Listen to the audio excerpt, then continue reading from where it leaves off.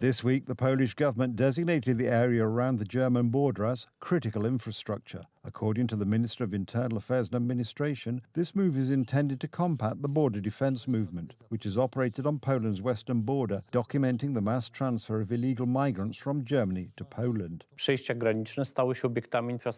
Border crossings have become critical infrastructure facilities to which unauthorised persons are not allowed access. Therefore, there will be no persons in the vicinity of border crossings who will attempt to impersonate officers or obstruct their activities. I, therefore, assume that such situations will not occur, and the police and border guards have clear guidelines to act firmly and decisively in such cases, not to allow anyone to carry out such activities. Taking pictures and flying drones has been banned near the Polish-German border crossings. The use of drones in certain situations can pose a threat to our everyday operations, if only because we have various critical infrastructure and military facilities, and drones flying over them simply pose a danger.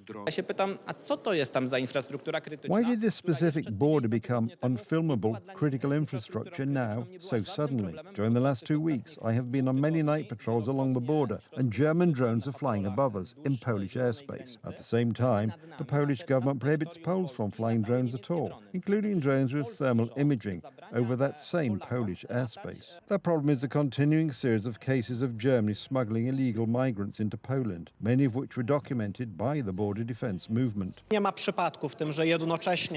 is no coincidence that the Polish government is now suddenly treating the German border as critical infrastructure.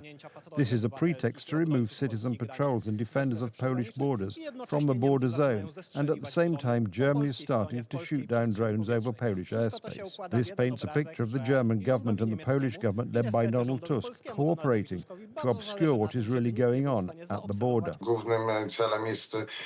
The main goal is to document incidents and pass on information, not to catch people. If such a situation arises, and we are sure, for example, that illegals are often passing a certain place, then next time we pass on this type of information to Polish officials. They cannot downplay the situation.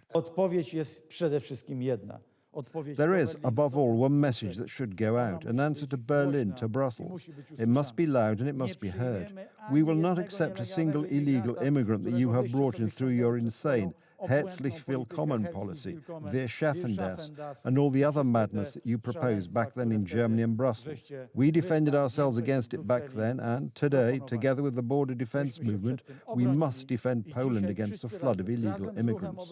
The government admits only one thing, that there is, indeed, a crisis in the border guard. 1500 wakatów jest. There are 1,500 vacancies in the border guard.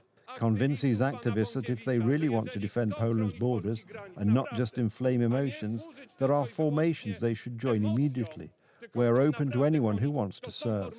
The problem is not the border guard officers. The problem is with the political decision makers giving them orders. The border guard does not have clear and precise orders that all Polish border guard should not accept migrants dumped by the Germans.